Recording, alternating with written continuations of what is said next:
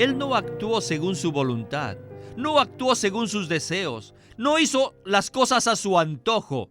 Él vivió, se movió y actuó conforme al Espíritu. Bienvenidos al Estudio Vida de la Biblia con Witness Lee. Esperamos que este Estudio Vida los introduzca en un disfrute más profundo de las Escrituras y de nuestro querido y precioso Señor Jesús. Visítenos en nuestra página de internet radiolsm.com y allí podrán escuchar gratuitamente todos los programas radiales del Estudio Vida. En esta serie de mensajes del Estudio Vida de Éxodo, hemos estado considerando el tabernáculo. Y con respecto a este tema, lo primero que las personas encontraban al entrar al atrio del tabernáculo era el altar del holocausto.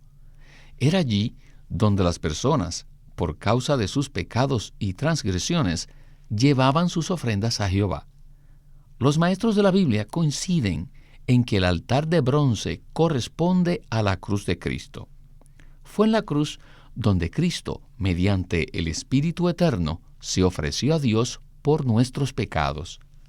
Dentro del altar había un enrejado de bronce con 4 anillos, donde ardía el fuego y la ofrenda era consumida totalmente. Ahora, ¿qué significa este enrejado? ¿Y qué representan los 4 anillos? Bueno, pues hoy veremos el significado de estos componentes, los cuales son un tipo misterioso de la obra redentora de Cristo. Y para darnos los comentarios de costumbre, nos acompaña José Ramón Asensio. Bienvenido de nuevo al programa, José Ramón. Gracias, Víctor. Me gusta estar aquí en su programa. Como acabo de decir, José Ramón, hoy continuaremos hablando acerca del altar. En el programa anterior repasamos los diferentes aspectos del tabernáculo, pero hoy estudiaremos en detalle el enrejado de bronce. A manera entonces de introducción, ¿nos podría dar usted una visión panorámica del altar? Claro que sí. Primero que todo, quisiera decir que este no es un cuadro que debemos mirar a la distancia, sino que tenemos que aplicarlo a nuestra experiencia.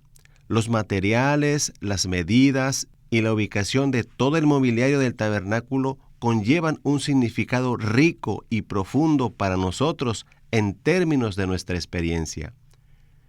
Aprecio mucho que Witness Lee, en su ministerio, presentó en detalle cada uno de estos elementos y lo aplicó a nuestra experiencia neotestamentaria. Con respecto a su pregunta, sabemos que el altar estaba hecho de bronce, lo cual simboliza el justo juicio de Dios. El altar es un cuadro claro de la cruz de Cristo. Fue en la cruz donde Cristo se ofreció a Dios mediante el Espíritu para efectuar nuestra redención. Esta es la visión panorámica, pero en el programa de hoy profundizaremos en detalle acerca del enrejado y los 4 anillos. Conforme a la breve descripción que vemos en Éxodo 27, sabemos que el contenido del altar es el enrejado con los 4 anillos. Casi todos tenemos una idea acerca de cómo era el altar de bronce, pero pocos han profundizado en el significado de sus componentes. En este sentido, no son muchos los expositores bíblicos que hablan del enrejado, ¿verdad? Esto es muy cierto. En este aspecto, Witness Lee es admirable, ya que él estudió con detalle toda la tipología del Antiguo Testamento y lo aplicó a nuestra experiencia cristiana. Muchos hablan acerca de la obra redentora de Cristo de una manera común y superficial, pero por medio del cuadro del Antiguo Testamento podemos ver la profundidad de sus componentes y apreciar su verdadero significado. Incluso diría que podemos conocer el misterio de la redención de Cristo por medio del cuadro presentado en el enrejado y los 4 anillos. José Ramón, en la revelación divina presentada en las Escrituras, nada se desperdicia, nada es inconsecuente y nada tiene un significado superficial. Por eso, cada detalle es muy significativo. Por ello, me gustaría leer unos versículos que servirán de base para el programa de hoy. Los mismos se encuentran en Éxodo 27, del 4 al 7. Dice así la Escritura: «Y harás un enrejado de bronce de obra de rejilla, y sobre la rejilla harás 4 anillos de bronce a sus 4 esquinas, y la pondrás dentro del cerco del altar, abajo, y llegará la rejilla hasta la mitad del altar. Harás también varas para el altar, varas de madera de acacia, las cuales cubrirás de bronce, y las varas se meterán por los anillos, y estarán aquellas varas a ambos lados del altar cuando sea llevado». Estos detalles que acabamos de leer se refieren al contenido del altar del holocausto. Escuchemos ahora a Witness Lee. En realidad, ahora tengo mucho más carga por este mueble que estaba dentro del tabernáculo. Mi carga con ustedes es compartirles acerca de los misterios de la redención de Cristo. En este mensaje deseo hablarles lo que representa el enrejado y los anillos del altar, los cuales son tipos o figuras de los misterios de la redención de Cristo. Primeramente, y no hay duda, que el enrejado denota el misterio de la redención de Cristo, porque la madera y los sacrificios eran colocados sobre el enrejado para ser quemados. El fuego de la madera ardía sobre el enrejado, y sin el enrejado, que era como una parrilla, no se podían quemar los sacrificios. Así que la madera y los sacrificios estaban sobre el enrejado. El peso del enrejado con la madera y los sacrificios descansaba sobre los 4 anillos, que representa al Espíritu Eterno. Esto indica que toda la redención de Cristo está sobre los 4 anillos, esto es, que descansa en el Espíritu. Los 4 anillos que tipifican al Espíritu Eterno llevaban el peso de la redención. Pero los 4 anillos no efectúan la redención, esto es correcto. Para llevar a cabo la redención, se debía quemar algo en el enrejado, que representa a Cristo. Cristo fue el que logró la redención, no el Espíritu. No tenemos duda de eso. El Espíritu no logró la redención. Pero, ¿dónde estaba colocado el enrejado? ¿Acaso se sostenía por sí mismo? No. Sin los 4 anillos, el enrejado no tenía soporte. El enrejado era sostenido por los 4 anillos. Cuando se cargaba el altar o cuando estaba sobre el suelo, era sostenido por los 4 anillos. No había ningún otro soporte, ningún otro poder que lo sostuviera. Repetimos, el enrejado era sostenido por los 4 anillos, y es cierto que se quemaba la ofrenda sobre el enrejado. Sin embargo, el poder para sostener estaba en los anillos, no en el enrejado. Tenemos un versículo muy fuerte que es Hebreos 9:14, que habla acerca de eso, y dice: «¿Cuánto más la sangre de Cristo, el cual mediante el Espíritu Eterno se ofreció a sí mismo sin mancha a Dios, purificará vuestra conciencia de obras muertas para que sirvamos al Dios vivo». Cristo se ofreció a Dios por medio del Espíritu Eterno como nuestra ofrenda por el pecado.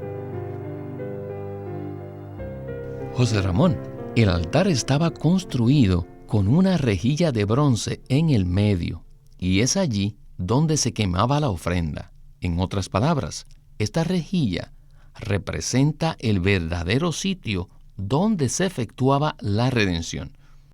El punto que se recalcó hoy es que el peso de todo el enrejado era soportado por los 4 anillos que estaban en las esquinas. Entonces, en tipología, ¿qué significan los anillos? Los maestros de la Biblia coinciden en que el anillo representa al Espíritu Santo y el enrejado de bronce representa la obra redentora de Cristo. Lo que debemos ver hoy es la conexión que existe entre la redención de Cristo y el Espíritu eterno. Al final de la sección anterior, también se nos dio referencia a un versículo del Nuevo Testamento, el cual se encuentra en Hebreos 9:14, que menciona al Espíritu eterno y lo conecta con la redención de Cristo. Hebreos 9:14 dice: «Cuánto más la sangre de Cristo, el cual mediante el Espíritu eterno se ofreció a sí mismo sin mancha a Dios, purificará nuestra conciencia de obras muertas para que sirvamos al Dios vivo». Bueno, José Ramón, al escuchar estos versículos entonces, ¿podría comentarnos acerca de la obra redentora efectuada por Cristo y la conexión que existe con el Espíritu eterno? Sí, el enrejado de bronce denota el misterio de la redención de Cristo, mientras que los anillos representan al Espíritu eterno. Si entendemos la relación que existe entre el enrejado y los anillos, podemos ver la conexión que existe entre la obra redentora de Cristo y el Espíritu eterno. El peso del enrejado, incluyendo la madera y los sacrificios, estaba sobre los 4 anillos. Sin los 4 anillos, el enrejado de bronce no tenía soporte. Este cuadro del altar del holocausto simplemente nos muestra que el poder sostenedor de la obra redentora de Cristo yace en el Espíritu eterno. El enrejado es tipo de Cristo y los anillos representan al Espíritu. Fue Cristo quien logró la redención. Esto lo vemos por las ofrendas que ardían en el enrejado. Sin embargo, el enrejado era sostenido por los anillos, lo cual significa que el poder y la eficacia de la obra redentora de Cristo está en el Espíritu eterno. Este es el pensamiento profundo del programa de hoy. Este es un punto muy profundo y de gran significado. El poder, la fuerza y la eficacia de la obra redentora de Cristo radica en el Espíritu eterno. Esto significa que sin el Espíritu eterno, la obra redentora de Cristo no tendría un efecto eterno. Continuemos ahora con Witness Lee. Why Christ needed to die on the cross through the Spirit. ¿Por qué fue necesario que Cristo muriera en la cruz mediante el Espíritu? This man Jesus was conceived by the Holy Spirit. Jesús el hombre fue concebido por el Espíritu Santo. Then when he came out, Cuando él salió a ministrar como hombre, él fue ungido por el Espíritu. Al momento de su bautismo, el Espíritu Santo descendió sobre él. Él durante toda su vida estaba lleno del Espíritu y continuamente estaba bajo la guianza del Espíritu, el guiar del Espíritu. Él vivió, se movió, actuó, laboró y ministró bajo el guiar del Espíritu. No hizo nada fuera de esto.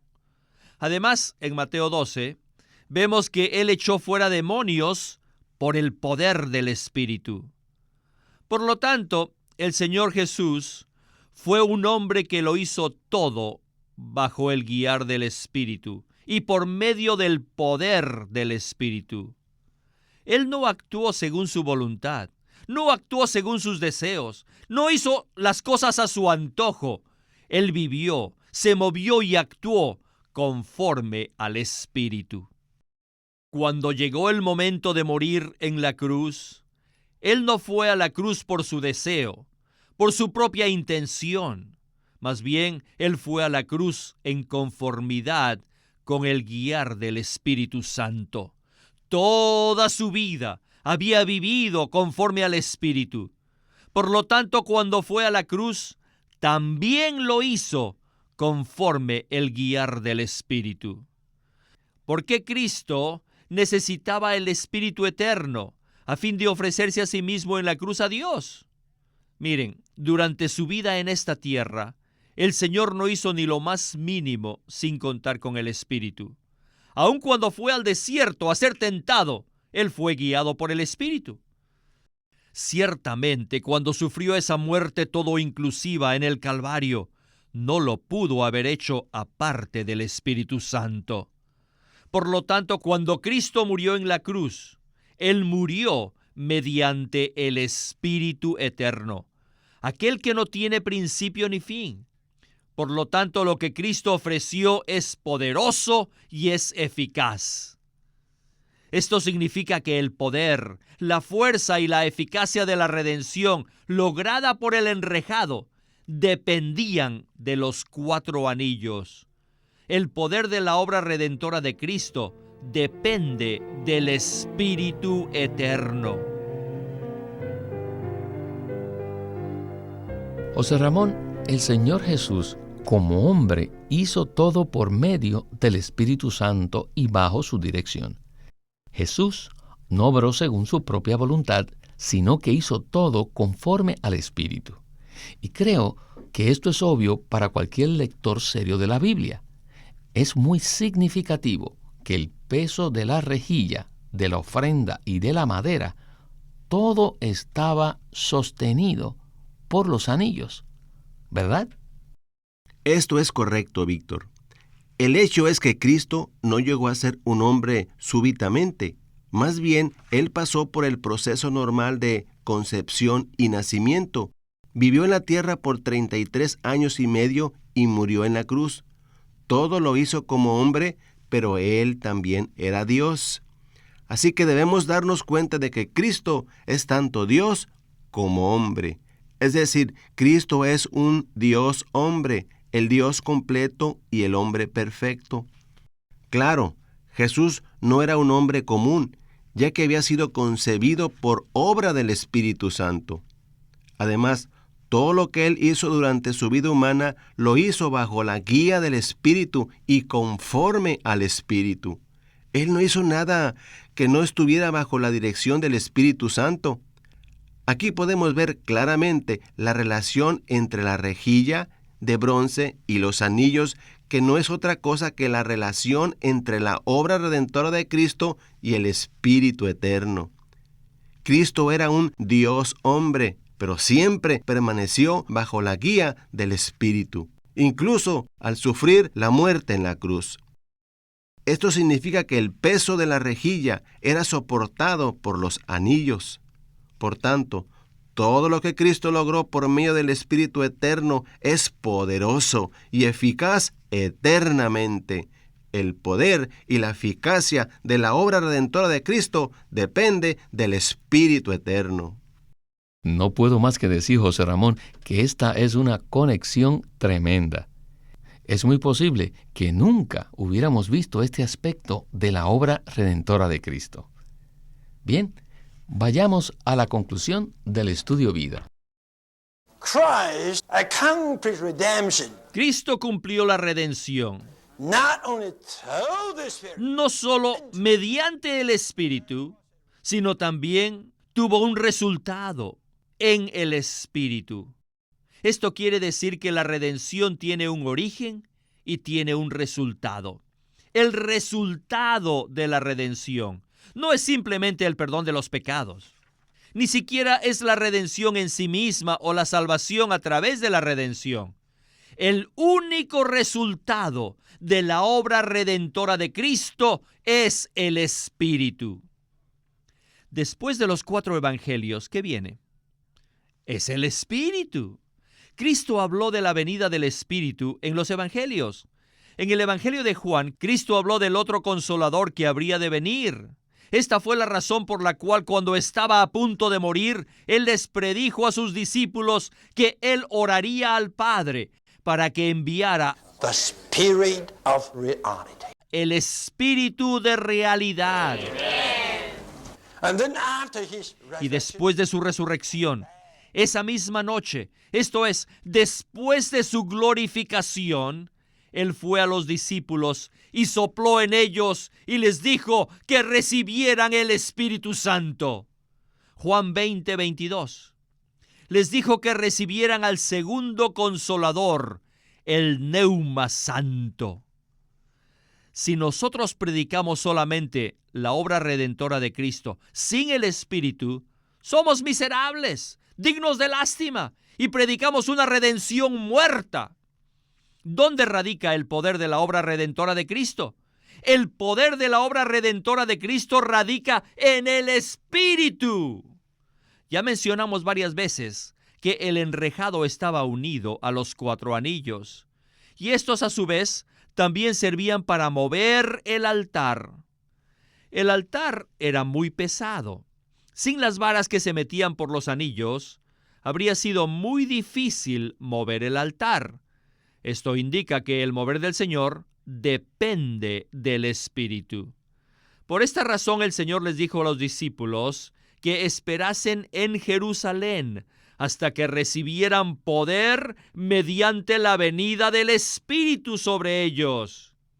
Entonces serían testigos en Jerusalén, en Judea, en Samaria y en las partes más remotas de la tierra. Esta es la obra redentora de Cristo, la cruz de Cristo que se mueve por el poder del Espíritu sobre los hombros de los seres humanos. ¡Aleluya!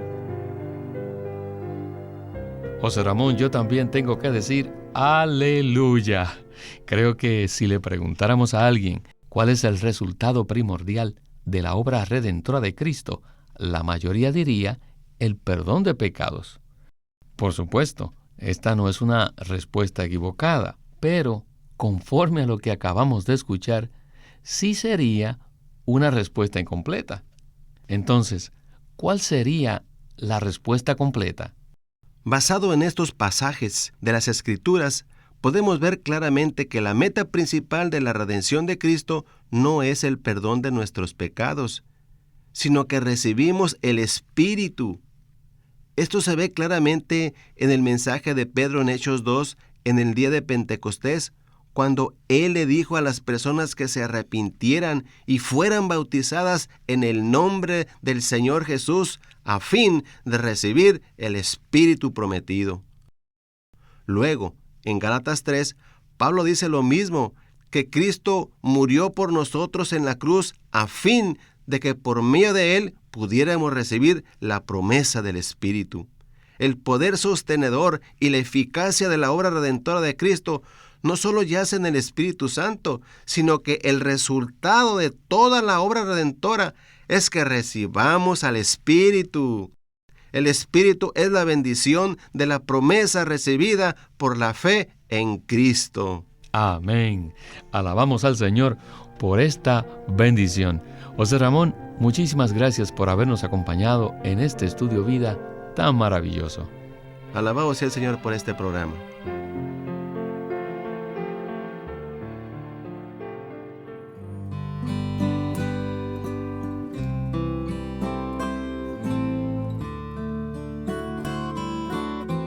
Queremos presentarles un libro de Watchman Nee titulado Preguntas sobre el Evangelio. Watchman Nee escribió este libro en 1934 con unas 50 preguntas comunes concerniente al Evangelio. En las respuestas que nos brinda, él suministra una base muy útil para que presentemos las verdades de tal forma que impartamos vida a los creyentes. Debido a que en nuestra defensa y confirmación del Evangelio es necesario responder con exactitud a cualquiera que nos pregunte por la esperanza que hay en nosotros, Watchman Nee escribió este libro titulado Preguntas sobre el Evangelio. Estas interrogantes y sus respuestas incluyen temas como la justicia, el perdón, la salvación y el pecado. Son particularmente interesantes las explicaciones que Watchman Nee da a los pasajes bíblicos relacionados con la ley, la gracia, la sangre de Cristo y la obra redentora de Cristo. Este libro, Preguntas sobre el Evangelio, sirve de gran utilidad para que los creyentes se equipen de la verdad y puedan impartirla a quienes buscan al Señor. Acuérdese, este libro se titula Preguntas sobre el Evangelio, escrito por Watchman Nee y publicado por LSM de California. Watchman Nee llegó a ser cristiano en la China continental en 1920, a los 17 años de edad, y ese mismo año comenzó a producir sus primeros escritos. En casi 30 años de ministerio se demostró claramente que él era un don especial que el Señor dio a su cuerpo con el fin de adelantar su obra en esta era. En 1952 fue encarcelado por su fe en Cristo y permaneció en la prisión hasta su muerte en 1972. Sus palabras, sus escritos, continúan siendo una rica fuente de revelación y provisión espiritual para el pueblo cristiano de todo el mundo. Queremos animarlos a que visiten nuestra página de internet, libroslsm.com. Allí encontrarán los libros impresos del ministerio de Watchman Nee y Witness Lee, la Santa Biblia versión recobro con sus notas explicativas, y también encontrarán folletos, himnos, varias publicaciones periódicas y libros en formato electrónico. Por favor, visiten nuestra página de internet, libroslsm.com. Una vez más, libroslsm.com.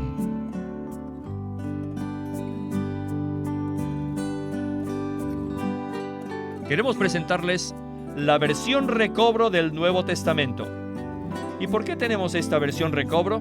Debido a que a través de los siglos, el Señor ha recobrado muchas verdades de su economía entre los hombres. Desde los días de Martín Lutero en particular, este recobro ha progresado constantemente. A partir de la justificación por fe, la cual fue recobrada en esos tiempos, hasta la verdad de experimentar la Iglesia, el cuerpo de Cristo, vista y disfrutada por muchos cristianos hoy, este recobro ha sido como un hilo dorado que une la Iglesia en el tiempo. Las verdades recobradas y la herencia de los creyentes deben ser poseídas y disfrutadas por todos los creyentes hoy día. El Nuevo Testamento versión recobro reúne en un solo tomo todos estos aspectos notorios del recobro de la verdad y la experiencia de la vida cristiana. Junto con el texto tenemos extensas notas de pie de página escritas por Witness Lee. Ojalá que todos ustedes puedan tener acceso a conseguirse una versión recobro del Nuevo Testamento. Puede conseguirlas en su librería cristiana más cercana o llamando o escribiendo a Living Stream Ministry. Llámenos a nuestro teléfono gratuito 1-800-810-1149. Además, si desean, pueden comunicarse con nosotros enviándonos un correo electrónico a estudiovida@lsm.org. Una vez más, estudiovida@lsm.org.